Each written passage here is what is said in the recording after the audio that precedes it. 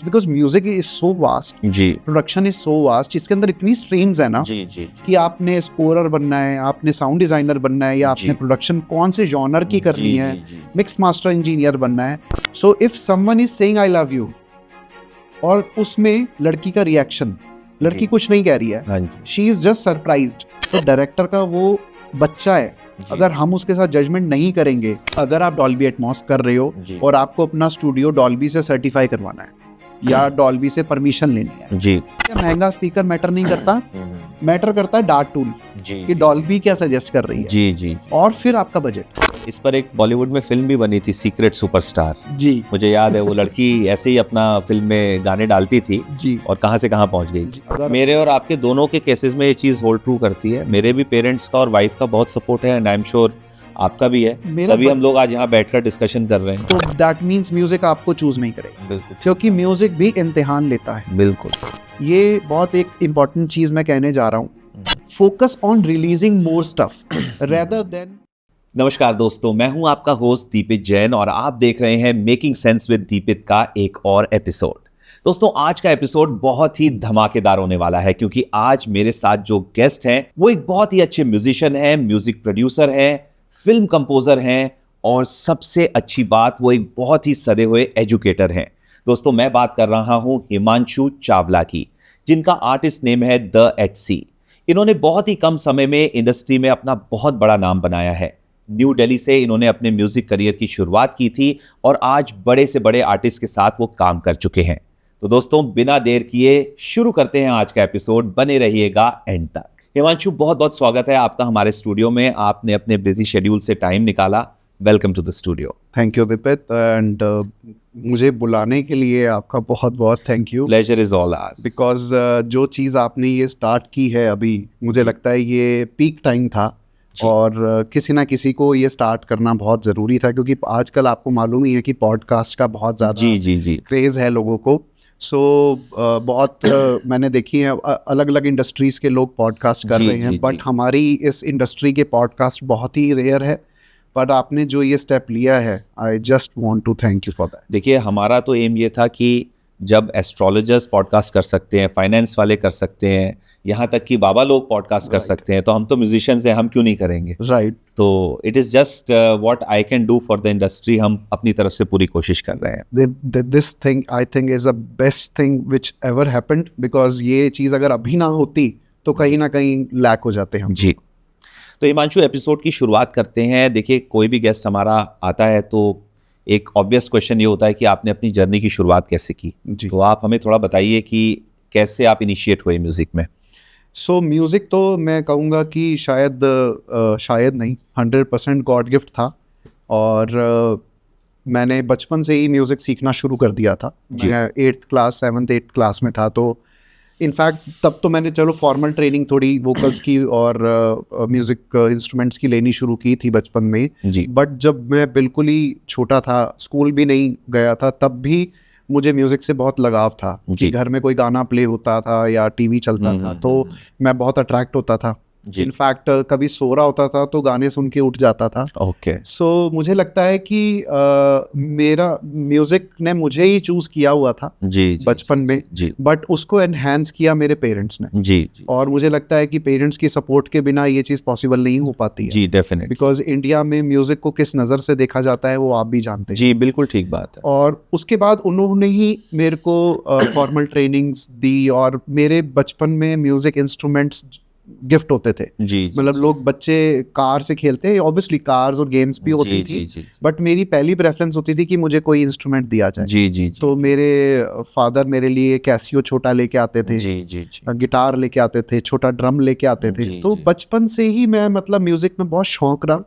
फिर जैसे जैसे मैं बड़ा होता गया, 10th 11th तक आया और फिल्म्स में मेरे को बहुत शौक होता था थिएटर्स में जी फिल्म्स देखने का. तो मैं जब भी फिल्म्स देखने जाता था तो अपने पेरेंट्स को यही बोलता था कि मुझे यहाँ अपना नाम देखना है, जी जी. जो ये म्यूज़िक बज रहा है मुझे ये बनाना है, क्रिएट करना है. मुझे ये गाने बनाने हैं, मुझे जी, जी. फिल्म्स का काम करना है. तो आई थिंक जी. वो समझ आ गया था 10th जी. के आसपास कि मुझे म्यूज़िक करना है. जी जी जी बट क्योंकि स्कूलिंग थी तो उतना सीरियसली म्यूज़िक को ले नहीं सकते थे. जी. सो आफ्टर 12th मैंने फॉर्मल ट्रेनिंग और ज़्यादा शुरू करी, जी। काफ़ी इंस्ट्रूमेंट्स मैंने सीखे। तो जैसे आपने इतने सारे इंस्ट्रूमेंट सीखे, ड्रम्स, गिटार, कीबोर्ड वगैरह, जी। तो अब इस स्टेज पर या आपकी पूरी जर्नी में उन इंस्ट्रूमेंट्स की नॉलेज का क्या फ़ायदा मिलता है? मुझे लगता है कि आई वॉज़ वेरी लकी कि मैंने 12th के बाद ये सारे इंस्ट्रूमेंट सीखे, मैंने वोकल्स की भी ट्रेनिंग ली, और इसका फ़ायदा ये होता है कि आज जैसे मैं म्यूज़िक प्रोड्यूस करता हूँ, फिल्म्स का म्यूज़िक बनाता हूँ, जी। तो मुझे हर इंस्ट्रूमेंट की नॉलेज है कि अगर कोई इंस्ट्रूमेंट बजना है तो वो कैसे बजता है। फॉर एग्जांपल ड्रम्स, तो मैंने स्पेशली ड्रम्स की ट्रेनिंग ली कि बीट्स होती क्या है, टाइम सिग्नेचर्स क्या होते हैं, जी। और उससे आज मुझे वो लाइव ड्रम्स बजाने में, प्रोग्राम करने में बहुत हेल्प मिलती तो है। यानी कि अगर आपको कोई ग्रूव बनाना है, जी तो आपको पता है कि जैज़ का ग्रूव कैसे बनेगा, रॉक का कैसे बनेगा, हिप हॉप का कैसे बनेगा। जी तो इंस्ट्रूमेंट की अगर हमें समझ है, जी। तो उसका डेफिनेटली म्यूजिक प्रोडक्शन में हमें बहुत फायदा मिलेगा। देखिए, म्यूजिक प्रोडक्शन में पहले म्यूजिक है, जी, बाद जी, में प्रोडक्शन है। जी, बिल्कुल, बिल्कुल। तो म्यूजिक आना हम्म, सबसे ज़रूरी चीज़ है म्यूजिक प्रोडक्शन करने के लिए। जी, जी, अगर आप म्यूजिक नहीं सीखते, प्रोडक्शन कहीं ना कहीं थोड़ा टेक्निकल पार्ट में आ जाता है, जी, तो एक लेवल तक तो आप करोगे प्रोडक्शन, डेफिनेटली। बट उसके बाद स्टक हो जाओगे। लेकिन अगर आप म्यूजिक सीख के करोगे जी, तो आप लाइफ टाइम स्टक नहीं हो सकते, because you keep on evolving, you जी, कीप जी, ऑन जी, लर्निंग बिल्कुल, and try and experiment new things. बिल्कुल। तो म्यूजिक के नोट्स, म्यूजिक की डिफरेंट इंस्ट्रूमेंट्स की समझ, वो तो ऐसे है कि परम्यूटेशन कॉम्बिनेशन एंडलेस है उसमें, Endless। आप कितना भी एक्सपेरिमेंट कर सकते हो जी उसमें। जी। अब अगर हम ड्रम्स नहीं सीखते, हम्म, गिटार्स नहीं सीखते, हम्म, तो हमें सिर्फ मान लो एक ही इंस्ट्रूमेंट आता है, तो हम प्रोडक्शन के टाइम पे उस इंस्ट्रूमेंट के बारे में तो जानते हैं, जी, जी, लेकिन जो बाकी के इंस्ट्रूमेंट्स है उसकी वहाँ पे knowledge स्टक हो जाते हैं। स्टक हो जाती है। बिल्कुल। तो फिर वहाँ हम कहीं ना कहीं प्ले करवाते हैं, जी। या हम, मतलब that's not bad, but I think अगर आपको नॉलेज है, so you are not dependent on anyone, and आप प्ले भी बेटर करवा प्ले पाओगे। भी बेटर हाँ करवा जी, पाओगे। आपको एक्सपीरियंस हो जाता है कि बिल्कुल। मुझे चाहिए क्या और बिल्कुल। कौन सी जगह पे क्या चीज़ आएगी। जी, सो आई थिंक वो जो म्यूज़िक सीखने वाला पार्ट था वो बहुत सही रहा। जी, उसके बाद मुझे लगा कि, बट इसके साथ साथ मैं कंप्यूटर इंजीनियरिंग कर रहा था, अच्छा। क्योंकि मैं 12th में बहुत अच्छे, 11th-12th में कंप्यूटर्स में बहुत अच्छे मार्क्स आए जी, थे। तो जी, जी। पेरेंट्स ने बोला ठीक है म्यूज़िक कर, बट साइड बाय साइड कोई ऐसी एजुकेशन चीज़ पूरी होनी होनी चाहिए चाहिए। जो हाँ जी। तेरे कल को नहीं म्यूज़िक में हुआ तो क्या बिल्कुल, करेगा। बिल्कुल। सो कंप्यूटर से मुझे बहुत लगाव था, जी, तो मैंने हार्डवेयर इंजीनियरिंग, नेटवर्क इंजीनियरिंग करी। जी, जी। और बट कहीं ना कहीं म्यूज़िक की तरफ इंक्लाइंड इतना ज़्यादा होता गया, मेरा बैंड बन गया दिल्ली में, ओके। हम लाइव शोज करने लग गए, मुझे लाइव शोज मिलने लग गए। So I was the main arranger and keyboardist in the band. Okay. So लेकिन उसके बाद मुझे रियलाइज हुआ कि अगर मैं दिल्ली में रहा, क्योंकि इट्स अबाउट 2007, 2006, 2007, जी। तो मुझे ये लगा कि यार यहाँ पे मैं ना स्टक हो जाऊंगा, मैं ग्रो नहीं कर पाऊंगा, तो मुझे कुछ एक नेक्स्ट लेवल चीज करनी है। अच्छा, मुझे नहीं उस टाइम पे मालूम था कि प्रोडक्शन क्या होती है, साउंड जी, जी, इंजीनियरिंग जी, क्या जी, होती है। मैं तो यहाँ दिल्ली में रहता था, जी, और उस टाइम इतना ज़्यादा इंटरनेट का वो था भी नहीं। बूम नहीं आया था। नहीं, जी, तो मुझे बस ये था कि मुझे काम करना सीखना है, हाँ जी, कि म्यूज़िक बनता कैसे है, जी। रिकॉर्ड कैसे होता है।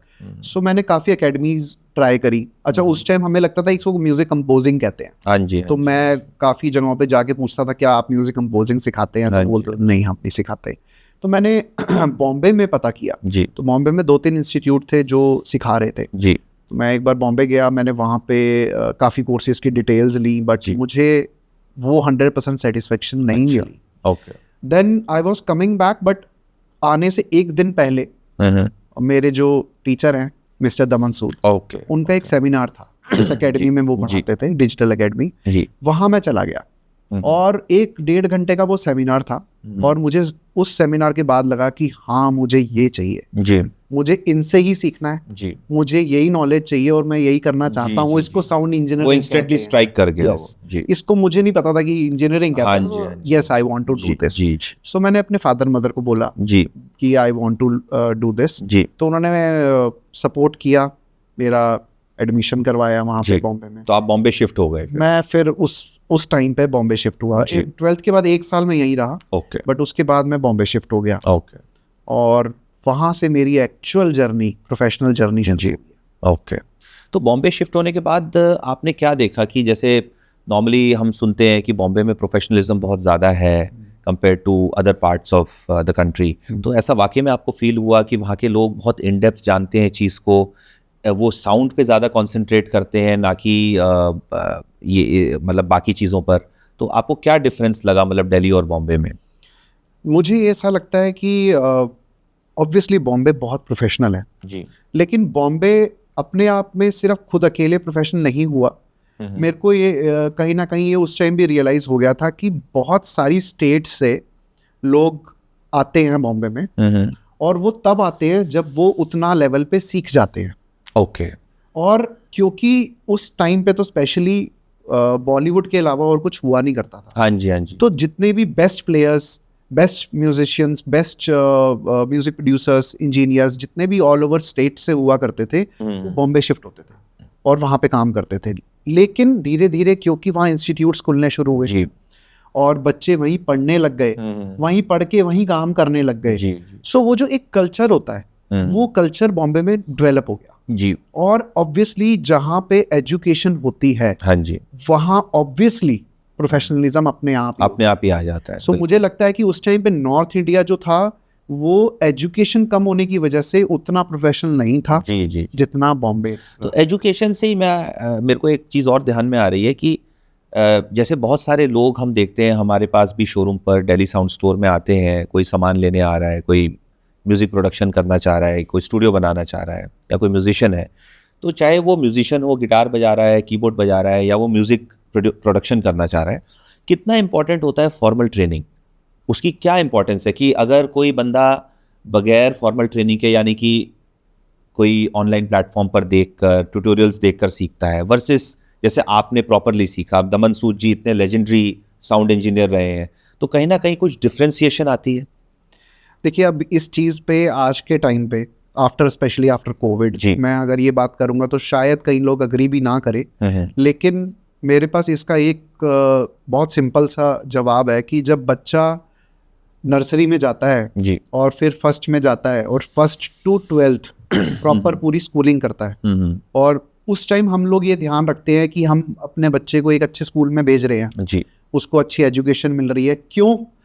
पूरी जिंदगी उसने वो एजुकेशन से ही कमाना है, बिल्कुल, उसको उस एजुकेशन का ही फायदा मिलेगा। बिल्कुल। फिर उसके बाद हम उसको एक अच्छे कॉलेज में भेजते हैं, उसको प्रोफेशनल कोर्सेज करवाते हैं, या डॉक्टर बनाना है, इंजीनियर बनाना है, या कुछ भी कराना है। तो हर पेरेंट्स ये ध्यान रखते हैं कि मेरा बच्चा बेस्ट टू बेस्ट कॉलेज में जाए, बेस्ट टू बेस्ट स्कूल में जाए। ठीक बात। जिसकी जितनी जेब होती है वो अकॉर्डिंग ही भेजता है।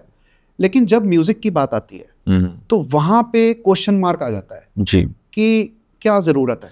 लोगों को शायद आजकल अभी तक भी ये लगता है कि music is not a career. Yes, ऐसा लगता है। यस। तो बट फिर भी मैं ऐसा समझता हूँ कि अगर करियर है, और करियर जो कि है वो तो सच्चाई है कि म्यूजिक इज अ करियर, तो अगर उसमें फॉर्मली एजुकेटेड बंदा आएगा वर्सेस एक नॉन फॉर्मली एजुकेटेड बंदा आएगा, तो कहीं ना कहीं जाकर लेटर स्टेज पर डिफरेंशिएशन दिखाई देगी आपको। एक्चुअली दिक्कत होता क्या है, आजकल के यंगस्टर्स को ऐसा लगता है कि हमारा गाना हिट हो गया तो हमें सीखने की जरूरत नहीं है। हाँ जी। मैं ये कहता हूँ कि क्वालिटी या सीखना, education does not have any link with the क्या चलता है या क्या हिट हुआ। बिल्कुल, बिल्कुल। हिट होना या कोई चीज चलना मार्केटिंग का सबसे बड़ा हाथ होता है उसमें। जी, जी, जी। अगर आप कोई एक चीज बना के उसे मार्केट नहीं कर रहे हो तो वो चलेगी नहीं, कितनी भी अच्छी हो। बिल्कुल ठीक बात है। मुझे लगता है कि ये हैंड ऑन हैंड है कि अगर आपने पहले प्रॉपर सीखा, उसके बाद आपने काम किया और फिर मार्केट करा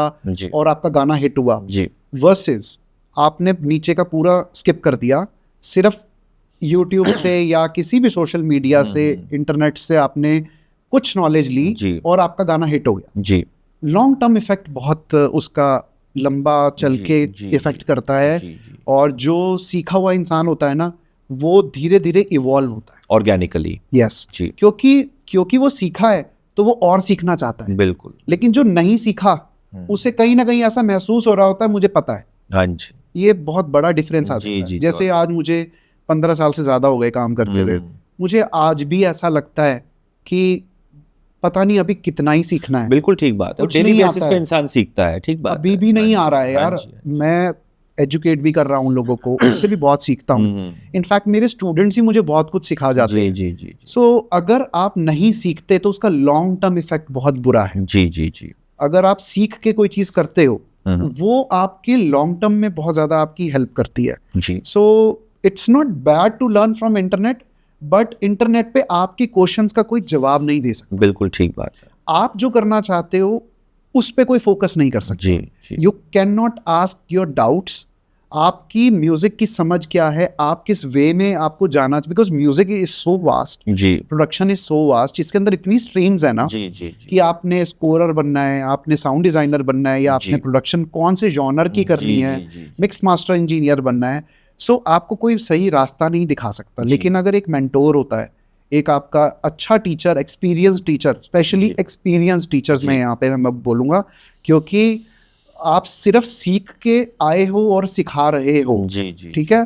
सो you can not give that exposure to students, जी, आपको क्योंकि आपको प्रैक्टिकल एक्सपीरियंस नहीं है उसमें। जो कि एक हाँ जी। एक्सपीरियंस बंदा आपको जी। एक्सपोजर दे सकता है। प्लस जी। यार दीपित, इसमें एक बात और बोलूँगा कि जो एक्सपीरियंस प्रोफेशनल्स हैं, उनके पास काम इतना रहता है ना कि वो बिजी शेड्यूल में सिखाने से का शायद टाइम सिखाने नहीं का मिल टाइम पाता नहीं होगा। मिलता। हाँ जी। प्लस मुझे ये भी लगता है कहीं ना कहीं लोगों को, ये इंजीनियर्स को या म्यूजिशियंस को महसूस होता है कि अगर हम सिखाएंगे, अगर हम टीचर बन जाएंगे, हमारे लिए कंपटीशन खड़ा हो जाएगा। कंपटीशन खड़ा हो जाएगा। प्लस उन्हें लगता है कि हमें काम नहीं मिलेगा। जी जी लोग जी, सोचेंगे कि ये प्रोफेशनल नहीं है, जी। ये तो टीचिंग में है। जी। लेकिन अगर हम नहीं सिखाएंगे तो कौन सिखाएगा? हाँ जी, ठीक बात है, किसी को तो सिखाना पड़ेगा। किसी को तो सिखाना हाँ है। जी हाँ जी। सो इसी वजह से मैं एजुकेशन को बहुत ज़्यादा सपोर्ट। जी जी जी। तो अभी जैसे आपने स्कोरिंग का जिक्र किया, तो स्कोरिंग से मेरे को ध्यान आया कि बहुत सारे कस्टमर्स और हमारे क्लाइंट्स मेरे से पर्सनली पूछते हैं कि फिल्म स्कोरिंग क्या होती है एग्जैक्टली। तो फिल्म स्कोरिंग आप थोड़ा सा हमें एक्सप्लेन कीजिए कि how is it different from normal music production, क्योंकि I am sure it is not making of a song, कोई बैकग्राउंड आप कर रहे हैं फिल्म का, किस स्टेज पर होती है, उसमें क्या क्या आपको ध्यान रखना पड़ता है? सो बेसिकली जब आप एक गाना बनाते हो तो आपके पास मैक्सिमम 3-4 मिनट का एक टाइम फ्रेम है। जी आपने उसमें एक गाना बनाना है, जी और आपके पास गाना बनाने से पहले एक थॉट होता है कि मेरे पास ये लिरिक्स हैं जी। या ये सिचुएशन है, इस पे मैंने गाना बनाना है। जी एक सिचुएशन है वो। जी it can be a romantic, it can be sad, it can be dance, okay, party song. जी जी जी वो एक सिचुएशन है। अब वो पूरा 3-4 मिनट का गाना एक सिचुएशन पे चल रहा है, जी। और start to end almost same elements ही चलते हैं। सैड होगा तो सैड होगा, हैप्पी होगा तो हैप्पी होगा, ठीक बात। सेम टेम्पो, हाँ जी। Same scale. हाँ, वो क्रिएटिविटी है कि कुछ लोग बीच में टेम्पो थोड़ा सा चेंज कर देते हैं, स्केल चेंज कर टाइम देते सिग्नेचर हैं, चेंज कर टाइम देते हैं। सिग्नेचर हाँ जी, चेंज हाँ कर जी। देते हैं। That is a part of making a song. But when we talk about the film, जी इट्स अ 2 आवर और 3 आवर फिल्म। जी उसमें हर एक सेकंड बहुत इंपॉर्टेंट होता है, और फिल्म्स में सबसे इंपॉर्टेंट जो है वो साइलेंस की है। अच्छा, लोगों को लगता है कि scoring is all about playing भरना म्यूजिक। भरना भरना उसको। Yes. नॉर्मली तो लोगों को ये लगता है जितने ज्यादा ट्रैक्स होंगे सेशन में उतना अच्छा रहेगा। Right. बट ये बहुत इंपॉर्टेंट आपने चीज बताई है, साइलेंस। इसको Yes. एक्सप्लेन कीजिए प्लीज। सो अब हमारे पास जब फिल्म आती है तो it comes in parts. Okay 7-8 reels होती हैं, Okay. 10 रील्स होती हैं। ओके हमारे पास पूरी एक 3 घंटे की या 2 घंटे की फिल्म नहीं आती। Okay okay. हमारे पास पार्ट्स में आती है। अच्छा, स्टार्ट करने से पहले हम लोग पूरी फिल्म को देखते हैं कंटिन्यूटी। कंटिन्यूस। 3-4 बार हम एक फिल्म को 3-4 दिन लगा के पूरा उसमें घुसते हैं। ओके अब स्कोरिंग है क्या? जी। स्कोरिंग है कि आप फिल्म देख रहे हो, जी। एक शॉट चल रहा है, सीन चल रहा है, या कोई डायलॉग चल रहा है, उस सीन को एनहांस करना है, अच्छा ना कि भरना है। Okay so if someone is saying I love you, और उसमें लड़की का रिएक्शन, लड़की कुछ नहीं कह रही है, हाँ जी। She is just surprised, but उसके पीछे कुछ तो आएगा। पर अगर मैं वहां साइलेंस छोड़ दूंगा तो उस लड़की के दिमाग में या उसके दिल में जो चल रहा है वो इमोशन किसी को समझ में नहीं हाँ आएगा। जी हाँ जी। अब उस पार्ट पे मैं अगर कॉमेडी म्यूजिक लगा दूं हाँ तो लोगों को लगेगा कि कुछ मजाक होने वाला सही है। बात है, सही बात। अगर मैं वहां पे पियानो बजा दूं हाँ। तो पता चलेगा कि ये लड़की भी प्यार हाँ करती है। जी हाँ जी हाँ जी। वहां पे मैं कुछ गुस्से वाला म्यूजिक कर दूंगा तो लगेगा कि इस लड़की को बुरा लग गया बुरा है। लग गया, हाँ जी। So film scoring is that, okay. To enhance that emotion. तो बेसिकली आप, जो मुझे समझ में आया है कि फिल्म का एक डायरेक्टर है जिसने कुछ सोचकर फिल्म बनाई है, शूटिंग करी है। राइट, आपको डायरेक्टर के दिमाग में घुसकर ही एक तरीके से सोचना पड़ रहा है 100%। और उसी को रिक्रिएट करना है म्यूजिक के थ्रू। आप देखो, फिल्म एक मैं कहूंगा कि डायरेक्टर का बच्चा होता है, जी, और उस बच्चे का पालन पोषण म्यूजिक कंपोजर को करना पड़ता है। फिल्म का जो साउंड होता है वो 70% 60% रोल प्ले करता है एक फिल्म में, it's a backbone of a film. जी जी so for example if you see South Indian films nowadays, उनका साउंड बहुत कड़क होता है, हाँ बहुत अच्छा उनका मिक्स, जी उनका म्यूजिक बहुत कड़क होता जी है। जी अगर आप अपनी उस फिल्म, उस लेवल की शॉर्ट एडिटेड फिल्म को, उस स्टोरी लाइन को एक बहुत हल्का साउंड दे दोगे ना, तो जजमेंट नहीं होगा, नहीं हो पाएगा, उतना लोगों को फील नहीं होगा, लोग उससे कनेक्टेड नहीं हो पाएंगे कभी भी। It's all about the emotions. When you are seeing something and you are feeling something, जी, तो गूज़बम्स आते हैं। बिल्कुल। बट अगर वो गूज़बम्स नहीं आ रहे,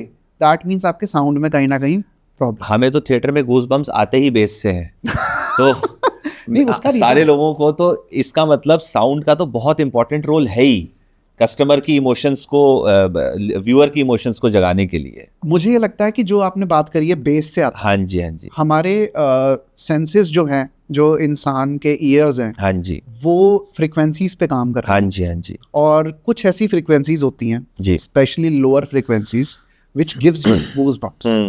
So if we cut that frequencies, अब ये टेक्निकल पार्ट आ हाँ गया, जी हाँ जी if we cut that frequencies, तो आप कितना भी अच्छा म्यूजिक कर लो, आपको वो गूज़बम्स नहीं आएंगे। नहीं आएंगे। इसीलिए जब हम एक हॉलीवुड की फिल्म देखने जाते हैं, तो हमें बहुत गूज़बम्स आते हैं, यार बिल्कुल, क्या म्यूजिक है, क्या बिल्कुल, साउंड है, बिल्कुल। क्योंकि they are not cutting that frequencies, they are boosting that जी फ्रीक्वेंसीज। जी जी so for example if you see Baahubali, if हाँ यू जी, सी हाँ जी। RRR और हाँ, बड़ी बड़ी फिल्म्स जो हैं तमिल की, इनफैक्ट बॉलीवुड में भी कुछ ऐसी जी, फिल्म्स जी, है, उनमें वो लो एंड बहुत इंपॉर्टेंट होता है। इनफैक्ट लोगों को वो लो एंड कंट्रोल करना बहुत मुश्किल होता है, क्योंकि तो आता नहीं है, लेकिन उससे बहुत ज्यादा फर्क पड़ता है। लो एंड जरूरत से ज्यादा भी नुकसान ही करता होएगा, क्योंकि मफल्ड अप कर देगा हर चीज को। यस, सो आई थिंक ये चीज़ बहुत इम्पोर्टेंट है समझना, जी। कि टेक्निकल और म्यूजिक नॉलेज फिल्म स्कोरिंग में दोनों चलती हैं साथ जी। में। तो डायरेक्टर का वो बच्चा है, अगर हम उसके साथ जजमेंट नहीं करेंगे, सो उसका पैसा डूबेगा, डूब जाएगा प्रोड्यूसर का, डायरेक्टर के ऊपर ब्लेम आएगा, बिल्कुल। हमें कोई कुछ नहीं कहेगा। एग्जैक्टली वी आर टेक्नीशियंस, जी जी ओके, हम तो पैसा लेके निकल गए, सही बात, पर एट द एंड डायरेक्टर के ऊपर बहुत बड़ा इल्जाम आएगा कि तेरी फिल्म नहीं चली। बिल्कुल, एक्टर पे बहुत बड़ा कि तुमने फर्क एक्टिंग पड़ेगा, अच्छी नहीं करी, एक्ट्रेस पे बहुत बड़ा फर्क बिल्कुल। पड़ेगा। सो आई थिंक उसके एक हमारी गलत जॉब करने की वजह से जी। फिल्म के ऊपर बहुत इफेक्ट जा सकता है। बिल्कुल ठीक बात है। ऑब्वियसली फिल्म हिट होने के लिए बहुत सारी चीजें पूरी जी, होनी जी, चाहिए। जी। अब मैं कहूँ कि कंटेंट अच्छा नहीं है, या एक्टिंग अच्छी नहीं है, जी। एडिटिंग अच्छी नहीं है, डायरेक्शन अच्छी नहीं है, और जी। खाली फिल्म स्कोरिंग उसको या साउंड उसको बचा लेगी, वो भी जी। नहीं होता। जी। It goes hands on hand. तो फिल्म स्कोरिंग से रिलेटेड ही उसका जो स्टेप है वो है डॉल्बी मिक्सिंग, डॉल्बी एटमॉस, कि आपने फिल्म स्कोरिंग कर दी, अब उसके बाद वो डॉल्बी एटमॉस मिक्सिंग के लिए फिल्म जाती है, जिसमें कि अलग अलग लेयर्स को अलग अलग पैनिंग करते हैं, प्लेसमेंट करते हैं। Right. आपने जैसे हमने सुना है डॉल्बी एटमॉस स्टूडियो बनाया चंडीगढ़ में, LA स्टूडियो, जी और उनका स्टीरियो सेटअप भी आपने बनाया, और भी आप बहुत सारे स्टूडियोज बनाते रहते हैं। जी। तो डॉल्बी एटमॉस के बारे में थोड़ा सा एक्सप्लेन कीजिए कि what is the process all about. Okay, so एक तो है स्टीरियो साउंड। जी सबसे पहले मोनो था, सिंगल चैनल, फिर स्टीरियो आया लेफ्ट एंड राइट, जी तो दो स्पीकर्स में हम लोग सुनने लगे। जी उसके बाद सराउंड साउंड आई, 5.1 साउंड आई, जिसमें कि लेफ्ट, सेंटर और राइट, और plus left surround, right surround होता था। जी, तो जी, थिएटर में हम जाते थे, तो हमें कुछ चीज़ें स्क्रीन के पीछे से सुनाई दे रही जी। होती थी, और कुछ चीज़ें हमें साइड पीछे से से सुनाई और दे पीछे से सुनाई देती थी। फिर ये इवॉल्व होता गया, 7.1 आया, उसके बाद 7.1.4 आया। जी now the 7.1.4 is Dolby Atmos. Okay इसमें हुआ ये सिर्फ है कि जो साइड सराउंड्स और रियर सराउंड्स थे, उनके साथ में सीलिंग सराउंड्स, मतलब ओके, टॉप सराउंड भी तो पूरा इमर्सिव हो गया है वो। सो अब वो इमर्सिव साउंड कहते हैं उसको, because it's a 3 dimensional kind of a sound. जी जी तो आपके लेफ्ट से भी, राइट से भी साउंड आ रही है, आपके लेफ्ट से भी आ रही है, आपके पीछे से भी आ रही है, आपके ऊपर से भी आ रही है। सो फॉर एग्जांपल एक फ्लाइट है, वो आपके सामने, स्क्रीन के सामने से आनी शुरू हो रही है और ऊपर से निकल रही है। जी, जी, तो पहले ये चीज पॉसिबल नहीं थी। तो पहले वो क्या करते थे, कोई ना कोई पैनिंग लेफ्ट टू राइट या राइट टू लेफ्ट कर देंगे, वही करना पड़ता था, वही करना पड़ता था। बट अब आप सेंटर से शुरू करो, और आप ऊपर स्पीकर्स में लेके जाओ, ओके, और आप पीछे ले जाओ, तो लिसनर को यही लगेगा कि एक्चुअली मैं वहीं पर बैठा हुआ और मेरे ऊपर से फ्लाइट निकल गई है। यस, ओके, सो आपको बहुत रियलिज्म फील होता है। जी जी जी। और ये अब डॉल्बी एटमॉस के 7.1.4 के बाद 7.1.6 भी आया, जी 9.1.4 भी आया, जी, 11.1.4 भी आया, ओके एंड अभी बढ़ता जा रहा है। जी, सो सीलिंग स्पीकर्स भी बढ़ते जा रहे हैं। जी जी जी और मुझे ऐसा लगता है कि it is a future of film industry, जी जी it is a future for music industry as well, जी बिकॉज गानों का भी अब डॉल्बी एटमॉस होता है। ओके आप जो एयरपॉड्स लगाते हो, हाँ जी हाँ जी, अभी तो चलो एप्पल ही बना रहा है, लेकिन जी। आने वाले टाइम में हर बहुत सारे ब्रांड्स कंपनी, बनाने लग जाएंगे। हाँ हाँ जी अब मे बी और बना भी रही हूँ। हाँ जी हाँ जी सो अभी iTunes पे है, धीरे धीरे Spotify पे भी आ जाएगा, और भी प्लेटफॉर्म्स जी पे डॉल्बी एटमॉस आएगा। सो जी। उसमें आपका वो एक ईयरबड्स में जी एक्सपीरियंस खुल जाएगा। हाँ जी होता क्या है कि उसमें चैनल्स इतने सारे हैं जी कि आपका म्यूजिक को स्पेस मिलती है। जी सो फॉर एग्जाम्पल, आपने कुछ चीज़ों को पीछे रखा है, कुछ चीज़ों को साइड्स पे रखा है, जी। कुछ चीज़ों को सामने, कुछ चीज़ों को ऊपर। जी जी so you have so many channels, तो वो कैंसलेशंस नहीं होती, बिल्कुल वो सेपरेशन एक आ जाती है जो हमें चाहिए होती है म्यूजिक बिल्कुल, के अंदर, क्योंकि एक दो चैनल है एक तरफ जी और एक तरफ इतने सारे चैनल्स हैं, जी तो उसमें हमें सुनाई बहुत कुछ देने लग जाता है। जी प्लस देयर आर ऑटोमेशंस, जी so something is coming from left going to right, जी coming from top, जी going from left surround to right surround. Okay. So you get that feeling. So it's all about that. Realism के बारे में Realism. है सारा वो। Yes. Okay तो अगर आज की डेट में किसी ने अपना स्टूडियो बनाना है डॉल्बी एटमॉस या स्टीरियो को अपग्रेड करना है, तो एक क्या प्रोसेस है उसका? उसको खाली स्पीकर्स मल्टीपल लगाने हैं, या उसमें कोई खास ऑडियो इंटरफेसेस या कन्वर्टर्स चाहिए होते हैं, या उसको कुछ रूम को डिफरेंटली ट्रीट करना पड़ेगा? बिकॉज आई एम श्योर अगर एक मान लीजिए किसी का 12x15 का रूम है, उसमें हम 2 स्पीकर्स चलाते हैं वर्सेस उसमें हम 12 स्पीकर्स चलाते हैं, तो रूम भी तो डिफरेंट तरीके से रिस्पॉन्ड करेगा। आपने बहुत अच्छा क्वेश्चन किया कि रूम ट्रीटमेंट। जी अब थोड़ा सा मैं इस बारे में पहले हाँ बात जी, करके बिल्कुल। फिर आपकी इस बिल्कुल, चीज़ का बिल्कुल। जवाब दूंगा बिल्कुल कि आजकल के जो बडिंग प्रोड्यूसर्स हैं जी वो रूम ट्रीटमेंट में ध्यान नहीं देते। हाँ जी उन्हें लगता है कि हम एक अच्छे स्पीकर ले लेंगे, जी उसे कैलिब्रेट, सो कॉल्ड कैलिब्रेट हाँ कर जी, देंगे, हाँ तो हमारा रूम अच्छा साउंड करेगा। जी आप 10 लाख रुपए के, 20 लाख, 50 लाख के भी स्पीकर एक रूम में ले आओ, जी अगर वो अकूस्टिक्स सही नहीं है, आपके जी। रूम की साउंड प्रूफिंग सही नहीं है, जी आपका ट्रीटमेंट सही नहीं है, तो वो भी बहुत पैथेटिक बजेंगे, जी बहुत ही बुरा साउंड जी करेंगे। जी वर्सेस कि आप 50,000 रुपए के 50,000 रुपए के स्पीकर लगा लो, बेसिक कोई भी। बेसिक कोई भी, लेकिन आपका रूम ट्रीटमेंट अच्छा तो है, वही बहुत अच्छा साउंड करने लग जाएगा। क्योंकि you are listening true sound. जी 50,000 का स्पीकर जो कंपनी बना रही है वो घटिया तो नहीं बना रही नहीं नहीं बिल्कुल भी है ना? ठीक बात है। अभी इवॉल्व बहुत कुछ हो गया है। बिल्कुल, ऑब्वियसली 50,000 वाला 2.5 लाख से अच्छा नहीं होगा, 2 लाख से अच्छा नहीं होगा, लेकिन अगर आप स्टार्टिंग भी कर रहे हो और अगर आप रूम ट्रीटमेंट नहीं करते हो, तो you are not listening the true sound. अब इस चीज पे स्टीरियो सेटअप में भी बहुत फर्क पड़ता है और डॉल्बी एटमॉस में भी बहुत। जी जी जी जी अगर आप डॉल्बी एटमॉस कर रहे हो जी। और आपको अपना स्टूडियो डॉल्बी से सर्टिफाई करवाना है या डॉल्बी से परमिशन लेनी है, जी तो आपको उनके सारे पैरामीटर्स पूरे करने पड़ेंगे। जी अब डॉल्बी ने अपने बहुत सारे अलग अलग स्टेजेस पे सर्टिफिकेट्स पहले देती थी, सर्टिफिकेट्स, अभी सर्टिफिकेशन जी, बंद हो गई है। जी, जी। बट अगर आप होम स्टूडियो बना रहे हो और आप म्यूजिक मिक्सिंग के लिए डॉल्बी एटमॉस करना चाहते हो, so there are few guidelines okay which you have to complete. Okay so उसमें सबसे पहला अकूस्टिक्स है कि आपका एक डिसेंट अकूस्टिक्स होने चाहिए।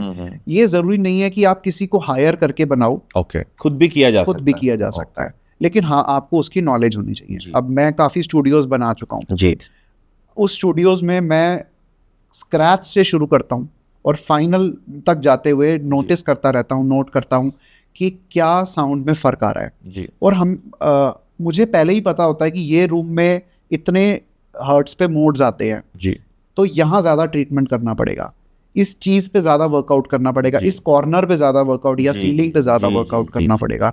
उसकी नॉलेज ली है, तभी मैंने कहा एजुकेशन बहुत ज़रूरी है। ठीक अगर ये मुझे ना पता होता तो मैं भी स्टूडियोज नहीं बना सकता। जी जी जी but yes, acoustician is different than producer और अ कंपोजर। जी जी जी तो या तो आप एक अकूस्टिशियन हायर करो, जी जी नहीं अगर आपने खुद करना है तो पहले उस बारे में पढ़ो, और एक डिसेंट अकूस्टिक्स करने इंपॉर्टेंट है। आजकल आपने देखा होगा कि बच्चे सिर्फ फोम लगा के स्टूडियोज बना लेते हैं, and I think acoustic foam का बहुत चलन हो गया है आजकल। बहुत ज्यादा हो हाँ गया जी, है। हाँ जी। देखो, foam is not bad, but वो ना आपकी हायर फ्रीक्वेंसीज को बहुत ज्यादा ही खा जाती है जी और लोगों को इसके बारे में पता नहीं है। जी plus it can not absorb low mids and lows, उतनी डेंसिटी नहीं होती उसकी, ठीक बात है। So there are special materials for that, you have to choose that. अब आपकी बात का जवाब कि स्टीरियो से किसी ने डॉल्बी में जाना है तो हाँ जी, बहुत सारी गाइडलाइंस हैं अकॉस्टिक्स के लिए भी, प्लस स्पीकर प्लेसमेंट्स के लिए भी। इसमें सबसे इंपॉर्टेंट रोल प्ले करता है आपका रूम साइज जी। तो आपने बोला 15x12 का किसी का कमरा, एवरेज साइज होता है ये, इसीलिए मैंने बोला फ्लैट्स में आजकल यही साइज मिलता है। सो अगर आपका 15x12 का कमरा है, आप डॉल्बी की वेबसाइट पे जाओ, ओके, आप there is a tool for Dolby, okay, उसमें आपको डार्ट टूल कहते हैं जिसको, तो उस डार्ट टूल में आपको अपना रूम साइज डालना है, आपने कहाँ बैठना है वो बताना है, लिस्टिंग पोजीशन, नेक्स्ट पोजीशन जिसको कहते हैं वो बतानी है, हाइट बतानी है, और उसके बाद आप कौन सा स्पीकर लेना चाहते हो वो आपने चूज करना है। अच्छा, ओके। फिर वो उसमें सबसे इम्पोर्टेंट जो है वो है कैलिब्रेशन की, कि आप कितने dBSPL लेवल पे कैलिब्रेट करना चाहते हो। ओके, वो जैसे for films we go 85 dB, okay, minimum we can go 79 dB, okay, for music we can go 79 dB, okay, but I prefer 85 dB because उसमें आप OTT का भी काम कर लोगे, सब काम हो जाएगा, म्यूजिक का भी काम कर लोगे। सो आपका रूम साइज के हिसाब से जो आप स्पीकर सेलेक्ट करोगे वो बता देगा कि ये आपके रूम में जाएगा या नहीं जाएगा, जी, या SPL लेवल्स मैच हो रहे हैं या नहीं हो रहे हैं जी। एक बार वो हो गया, आपके स्पीकर सेलेक्ट हो गए, उसके बाद साउंड कार्ड बहुत इंपॉर्टेंट रोल प्ले करता है जी। So you have to buy 16 output sound card, input matter नहीं करता है, आउटपुट मैटर करता है।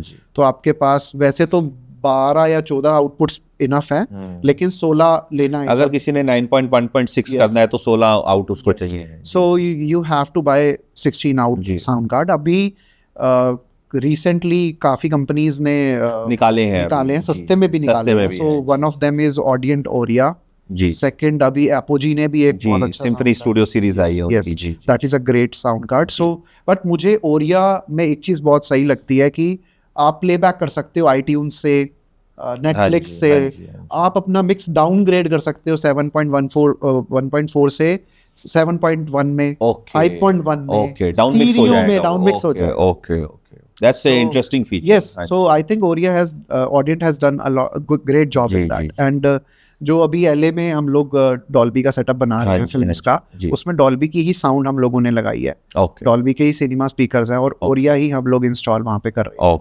सो it is a great sound card, but yes, to be frank, it takes a lot of investment. हाँ जी। So if you want to buy so many speakers, if you want to do good acoustics, if you want to buy sound card, so it is costly.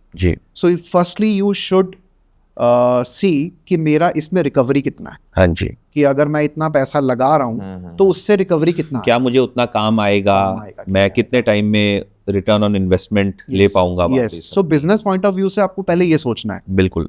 But अगर आप उसको side कर दो, as it is a future of our music industry, you will be a upgraded engineer. जी। क्योंकि अभी Dolby Atmos का चरण कुछ टाइम पहले से ही स्टार्ट हुआ है ना। अब कुछ इंजीनियर्स हैं जो हेडफोन पे मिक्स करते हैं। हाँ जी। उन्होंने डॉल्बी एटमॉस भी हेडफोन पे ही करते हैं वो लोग। It's not bad, you can do it. At the end binaural listening ही होने वाली है। लेकिन जिसने एटमॉस के सेटअप पे खुद काम कर लिया, खुद बनाया है और एक्सपीरियंस किया है, उसका एक्सपीरियंस और उसकी नॉलेज बहुत, मतलब वो जर्नी भी इम्पोर्टेंट है, वो बनाने की जो पूरी जर्नी है, अगर आप उसमें खुद इन्वॉल्व हो तो आपको डेफिनेटली एक्सपर्टीज इंप्रूवमेंट हो जाएगी। यस, बिकॉज इसमें ना कैलिब्रेशन का बहुत बड़ा रोल प्ले होता है कि आपने स्पीकर तो लगा दिए, साउंड कार्ड भी लगा दिया, अभी उसकी कैलिब्रेशन बहुत इंपॉर्टेंट होती है। सो अगर आप डॉल्बी से सर्टिफाई करवा रहे हो तो डॉल्बी वाले आके करके जाएंगे। अगर आप नहीं करवा रहे हो तो आपको खुद करना है। सो एक साउंड कार्ड, फिर उसके बाद मॉनिटर कंट्रोलर। अभी ओरिया ने मॉनिटर कंट्रोलर अंदर ही दे दिया। वो भी ये पैसे बच गए, नहीं तो उसके अलग से पैसे लगाने पड़ते हैं। फिर अगर आप फिल्म्स करना चाहते हो तो you have to purchase render, Dolby का रेंडर, वो भी लेना पड़ेगा। So it takes a lot of investment and after that you are working for OTT for films, but इससे आपका एक स्टैंडर्ड क्रिएट होता है जी। प्लस आपको नेटफ्लिक्स काम, अगर आपको नेटफ्लिक्स का काम करना है, अमेजॉन प्राइम का काम करना है, आपको कोई भी अच्छी OTT प्लेटफॉर्म का काम करना है, सो दे हैव मिनिमम रिक्वायरमेंट्स। कि इस स्टूडियो में ये होना चाहिए, तभी हम फिल्म एक्सेप्ट करेंगे, नहीं तो नहीं करेंगे। ओके, वो पूरी होती है गाइडलाइन, तभी वो एक्सेप्ट करते हैं, ओके, नहीं तो नहीं करते हैं। ओके, सो अगर आप इन्वेस्ट कर रहे हो तो ये भी ध्यान रखो कि सब स्टूडियोज सर्टिफाई नहीं होते, हाँ जी, सब स्टूडियो के उस लेवल पे नई इन्वेस्टमेंट हुई हाँ है जी, हाँ जी, जो चाहिए। ओके। तो देयर आर वेरी फ्यू, और जब आप फ्यू में आ जाते हो तो इनकम भी बढ़ जाती है। तो कहने का मतलब ये हुआ कि अगर आप बना रहे हो तो अच्छे से बनाओ। बेटर है कि आप स्पीकर्स लगा रहे हो तो go in for a good brand like Genelec, Neumann या कोई भी उस कैटेगरी का। अगर हम बहुत बेसिक स्पीकर्स के साथ बना लेते हैं तो कल को ऐसा हो सकता है कि मे बी प्लेटफॉर्म्स हैं वो एक्सेप्ट ना करें क्योंकि उनके स्टैंडर्ड्स आप मीट नहीं कर पाओ। एग्जैक्टली। अब जैसे हम लोगों ने मैंने पहला जो स्टूडियो एटमॉस बनाया वो यामा पे बनाया, ओके, यामा HS8 और हाँ जी, हाँ HS5 जी, यूज हाँ करके, जी, और वो रूम बहुत बड़ा था। जी जी, तो क्योंकि वहाँ पे म्यूजिक मिक्स करना था, हाँ जी, हाँ तो जी, मैंने कैलिब्रेशन बहुत कम लेवल पे की, जी 70 dB SPL पे, जी जी जी और वो चल गया वहाँ पे। जी बट वो मेरा सीखने का एक वो था प्रोसीजर, जी कि मैं भी पहली बार बना हाँ रहा हूँ, जी, तो हाँ मुझे भी सीखने को मौका मिल रहा है, और जी, मैं जी, सीखना चाहता था। और जी, बट उसको करने से मैंने उसके बाद फिर एक और सेटअप बनाया हाँ छोटा, जी, हाँ जी, फिर अब वो सिनेमा वाला सेटअप भी बन जी, रहा है जी, जी, पूरा। जी, तो समझ आ गया जी कि होता क्या है इसके अंदर, पूरी क्या क्या चीजें बिल्कुल। करनी है। सो आई थिंक सस्ता स्पीकर या महंगा स्पीकर मैटर नहीं करता, मैटर करता है डार्ट टूल, जी कि जी डॉल्बी क्या सजेस्ट कर रही है, जी जी जी और फिर आपका बजट, जी उसके accordingly yes you can go. But yes, if you have a bigger room then I suggest कि आप you can go for cinema speakers, जी they are cheap and it has a more SPL levels. Okay. But if you have a small studio, then you should go for studio monitors. Studio monitors, okay. तो Himanshu, technical बातें काफ़ी हो गई, अभी थोड़ी सी creative side पर आते हैं। जी। आपकी इतनी लंबी जर्नी रही है, बिल्कुल आपने स्क्रैच से स्टार्ट किया और आप आज यहाँ तक पहुँचे हैं। तो इस जर्नी में आपने बड़े से बड़े आर्टिस्ट्स, म्यूज़िक डायरेक्टर, सिंगर, सबके साथ काम किया है। तो कुछ इंसिडेंट्स बताइए, किसके साथ काम करने में आपको मज़ा आया?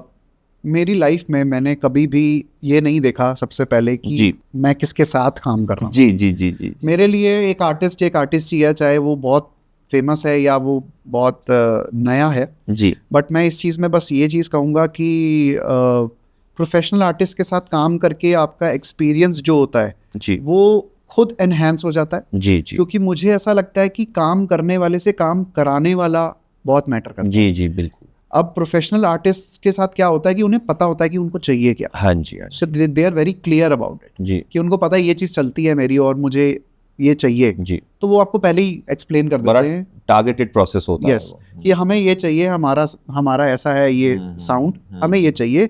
और आप जब पहले ही समझ जाते हो कि इसको चाहिए क्या, तो वो पास होना बहुत ईजी हो जाता है। आप क्योंकि उसी को अपने दिमाग में रख के काम करते हो। जी जी अब एज कंपेयर टू फेमस और एक्सपीरियंस आर्टिस्ट, अब जो नए आर्टिस्टों के साथ हम काम करते हैं उनको मालूम नहीं होता कि ओके उनको चाहिए क्या, ओके। क्योंकि उन्होंने कभी काम किया नहीं। तो उनको या तो हम समझाते हैं या फिर वो अपनी एक जो साउंड उनकी होती है, रेफरेंस रेफरेंस साउंड जो होता होती है, है, हाँ जी, वो हमें देते हैं। जी सो हम भी उसमें से समझने की कोशिश करते हैं। तो मुझे बस ये फर्क लगता है जो आज तक मेरे पूरे इस लाइफ के करियर में रहा है, कि जो मैंने एक्सपीरियंस्ड आर्टिस्ट के साथ, मैं फेमस नहीं बोलूंगा, एक्सपीरियंस जी बोलूंगा। जी जी जी मेरे लिए वो फेम मैटर नहीं करता जी है। जी जी जी एक्सपीरियंस आर्टिस्ट के साथ काम इजी हो जाता है बहुत, जी, और जी। अच्छा काम निकल के आता है, जी, बहुत जी, जी। मंझा हुआ काम निकल के जी आता जी है जी एज कंपेयर टू जो नए आर्टिस्ट। जी, क्योंकि जी, नए आर्टिस्ट को एक्चुअली अभी टाइम लगता है समझने में, बट कई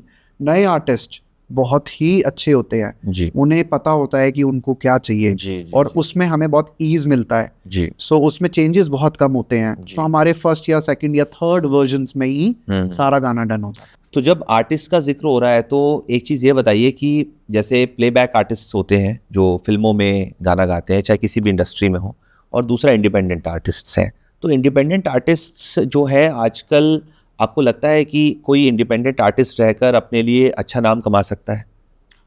सी मुझे ये लगता है कि आज से 15 साल पहले, 10 साल पहले प्लेबैक का बहुत बड़ा एक सेगमेंट था, जी जिसकी वजह से सिंगर्स चलते थे, जी अपनी इनकम जनरेट करते थे, जी और लाइव शोज ऑब्वियसली, ठीक है। बट जब से यूट्यूब आया और जी। इंटरनेट बूम किया, जी, स्पेशली आफ्टर कोविड, जी जी इंडिपेंडेंट आर्टिस्ट की इनकम सोर्सेस, उनका काम बहुत ज़्यादा ही वर्ल्ड वाइड फेमस होने लग गया। जी जी जी। और सबने अपने चैनल्स बना लिए। पहले रिकॉर्ड लेबल्स का चलन हुआ करता था, हाँ जी हाँ जी अभी वो धीरे धीरे कम होता जा रहा है। जी जी जी।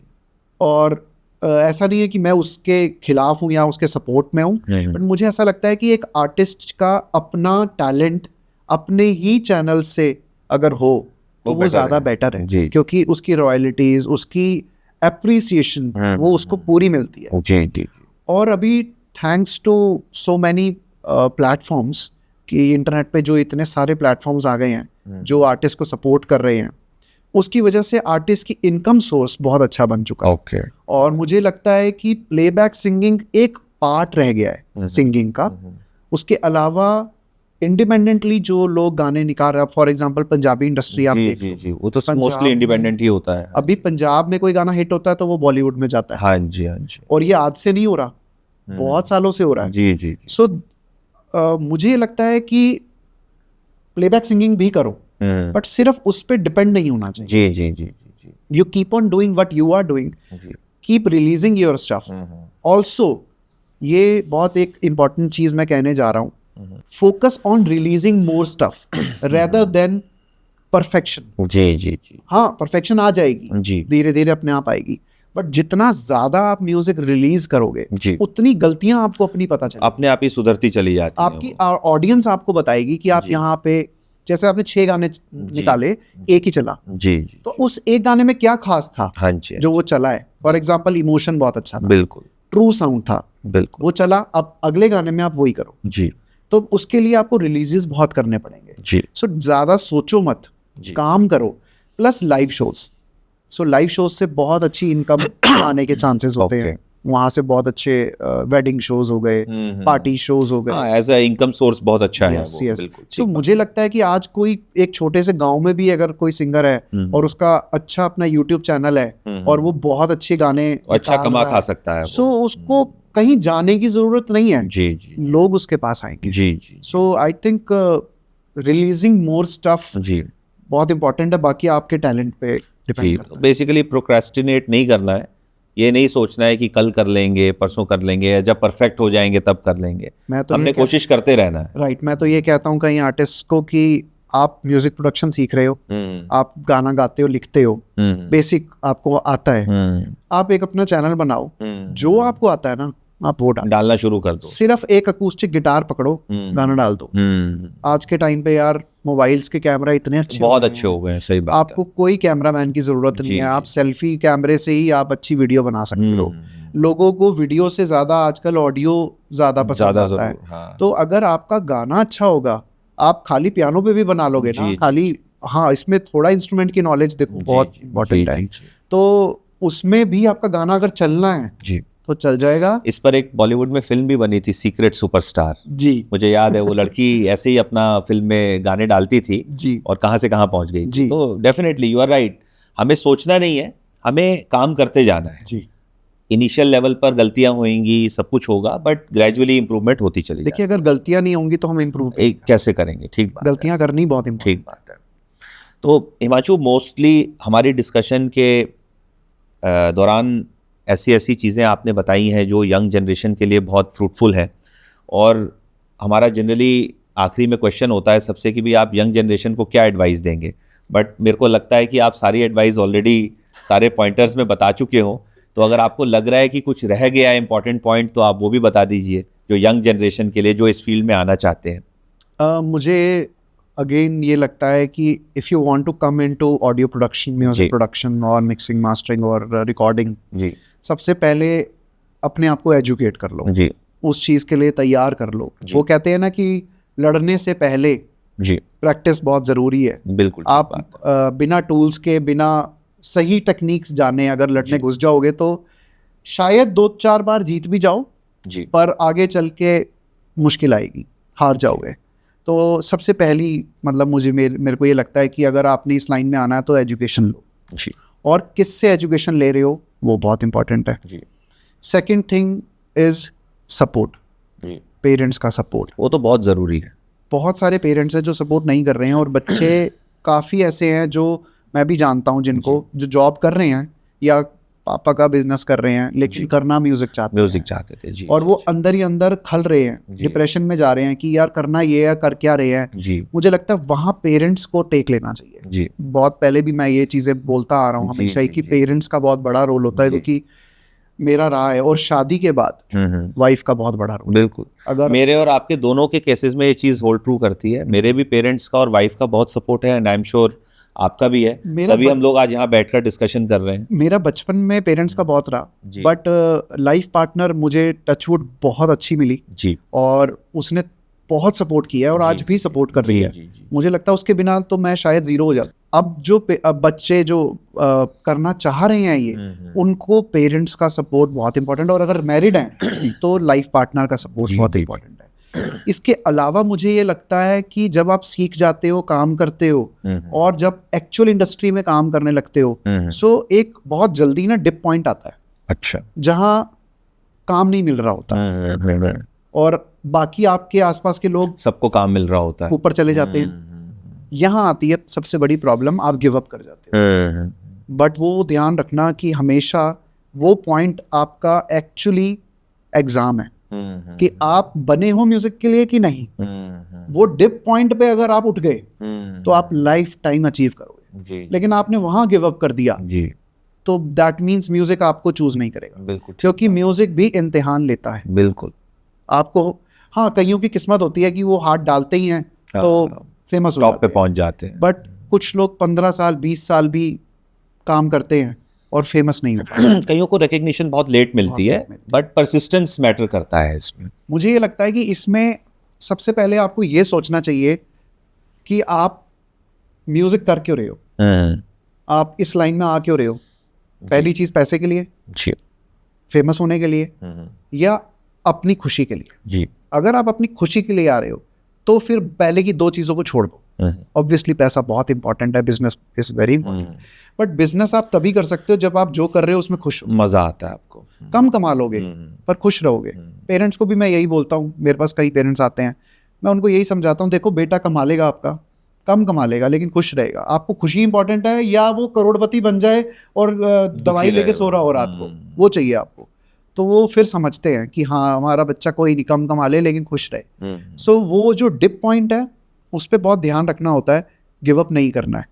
जो आपसे ऊपर है अगर आप हमेशा उसको ही देखोगे तो डिप्रेशन जल्दी होगा, बिल्कुल, स्ट्रेस जल्दी होगा। बात है। अपने से नीचे देखो कि कितने लोग ऐसे हैं जो आपके पास है उनके पास है ही नहीं। बिल्कुल, बिल्कुल, जो आपके पास है वो आप अचीव करना चाहते हैं। सो जब आप वहां देखोगे तो यू कीप ऑन मूविंग। जी, बस यही चीज़ मुझे लगता है कि 3 चीज़ें अगर हम रखें ध्यान में तो म्यूजिक में सरवाइव करना इज लाइक, सरवाइव तो किसी भी इंडस्ट्री करना फिर मुश्किल है, पर म्यूजिक में रहना बहुत इजी हो जाएगा। हिमांशु, आपने इतना टाइम निकाला, आप हमारे स्टूडियो में आए, आपका बहुत बहुत शुक्रिया। एंड आई एम श्योर कि आपकी इतनी सारी इंसाइटफुल कॉन्वर्सेशन और इतनी सारी आपने टिप्स, ट्रिक्स, सीक्रेट्स जो रिवील करी हैं, जो बताई हैं, इससे हमारे लिसनर्स को बहुत फ़ायदा होने वाला है। Thank you so much for inviting me. Thank you so much. तो दोस्तों, जैसा कि आपने देखा, हिमांशु जी ने बताया और हम भी आपको बार बार बोलते हैं कि आपको किसी भी फील्ड में लगे रहना है, गिव अप नहीं करना है। और यहाँ पर मैं उन सब पेरेंट्स से भी रिक्वेस्ट करना चाहूँगा कि जो बच्चे म्यूज़िक में आना चाहते हैं, चाहे वो म्यूजिशियन बनना चाहते हैं, टेक्नीशियन बनना चाहते हैं, आप प्लीज़ सपोर्ट कीजिए। हमारी इंडस्ट्री बहुत तेज़ी से ग्रो कर रही है और बहुत सारी करियर अपॉर्चुनिटीज़ इस इंडस्ट्री में अवेलेबल हैं। अगर आप हिमांशु से कनेक्ट करना चाहते हैं तो उनकी डिटेल्स हम इस वीडियो की डिस्क्रिप्शन में दे देंगे, आप उनसे कांटेक्ट कर सकते हैं। दोस्तों, अगर आपको हमारी पॉडकास्ट अच्छी लग रही हैं तो हमारे चैनल को जल्दी से सब्सक्राइब कीजिए और बेल आइकन दबाना मत भूलिएगा, उससे आपको सारी नोटिफिकेशंस सबसे पहले मिलेंगी। हमारे वीडियोस को ज़्यादा से ज़्यादा लाइक और शेयर भी ज़रूर कीजिए। तो मिलते हैं अगले एपिसोड में, तब तक के लिए गुड बाय।